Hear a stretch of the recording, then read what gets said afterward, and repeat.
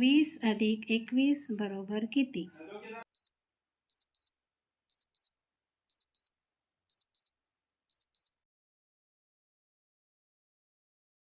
45 वजा 22 बरोबर किती?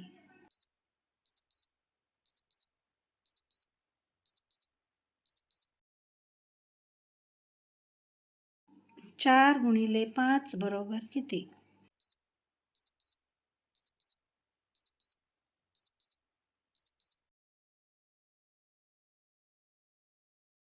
523 यातील 5 या अंकाची स्थानिक किंमत किती?